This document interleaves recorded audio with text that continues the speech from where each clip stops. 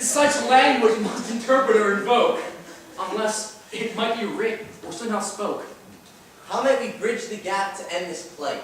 To know if her regard might read me right. Huh? What must I do? Oh.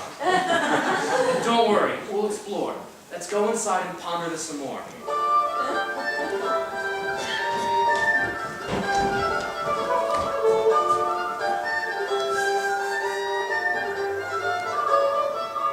From what you say, I recognize the house, and I suspect I know the wicked louse.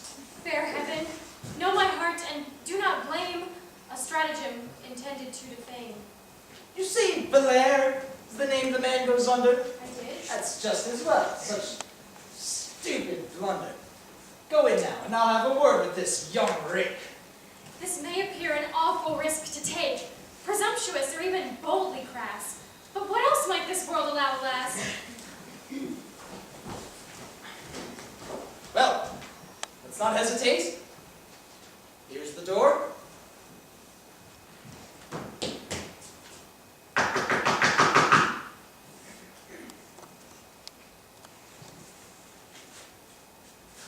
Hello?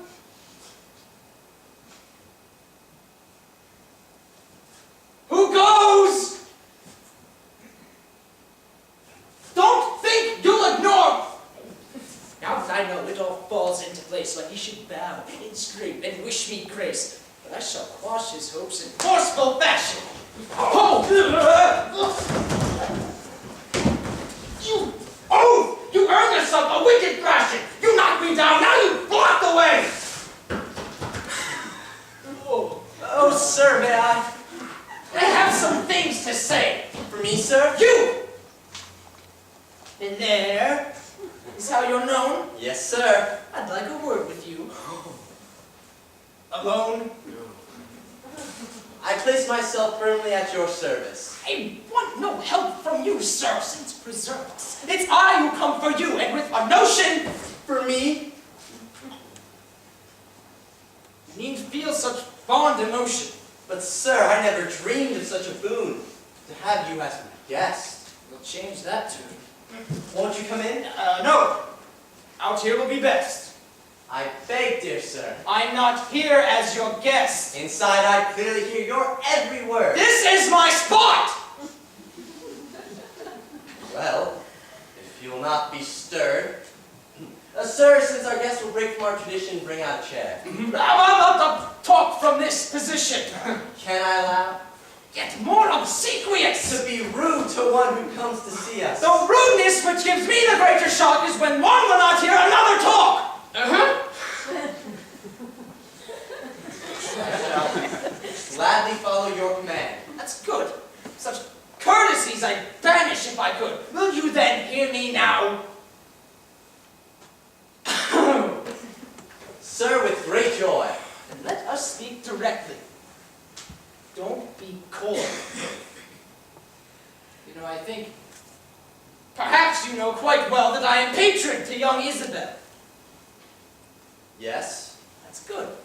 I won't then waste your time. Do you know her charms? So ripe, so prime.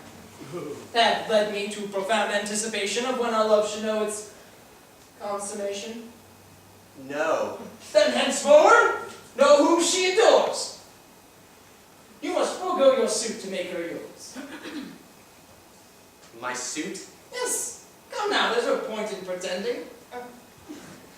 Who might suggest such was my intending?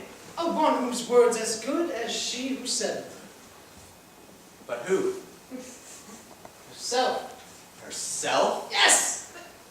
Don't you get it? She's loved me from the day I took her in, and now she tells of webs you stopped to spin, and asks that I might quickly interpose to stop you dogging footsteps where she goes.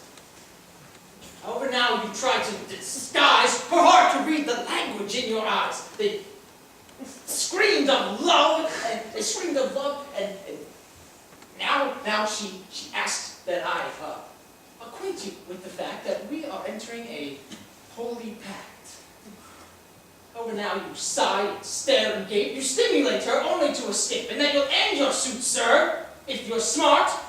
That's all I have to say. I now depart. Good Lord, Ergaste! Seems he's caught off guard. What does this mean? The message hides duplicity of meaning.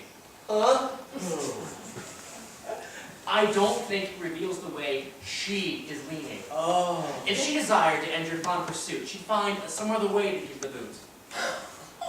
His face fills with dismay. You think she wants... He is watching. Let us have a think of a response.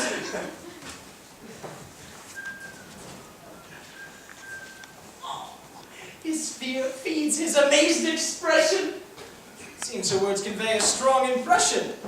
How sensibly I've tutored Isabelle. Her mind adapts to my instructions well. For but one forward glance she would besmirch you. Oh, she's become a paragon of virtue. I pray against the thing I greatly fear. My lover might not read my meaning clear. And so, in spite of my confined detention, I take this chance to clarify intention.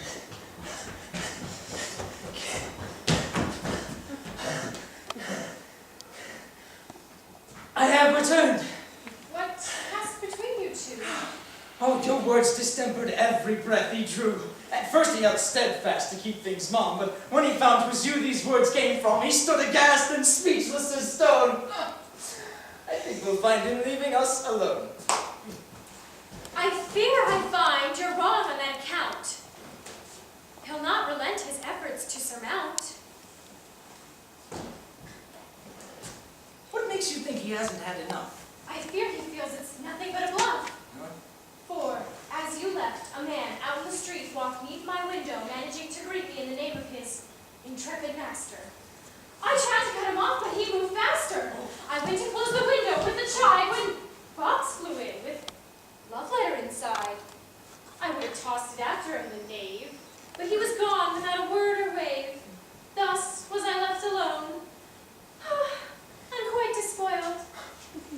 Astounded! This young man will not be foiled!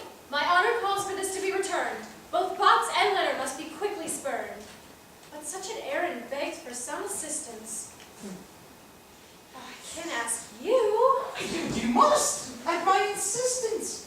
With such a demonstration of your love, there's not the meanest task I'd rise above. I take great joy, however mean or trite. Then here, take this. See, what does he write? Oh, my lord, don't! Open it! No! Why not? He think that I had fallen for his plot. A decent girl must never even glance at aught that's sent by someone wearing pants. A hint of curiosity reveals a heart that longs to hear the man's appeals.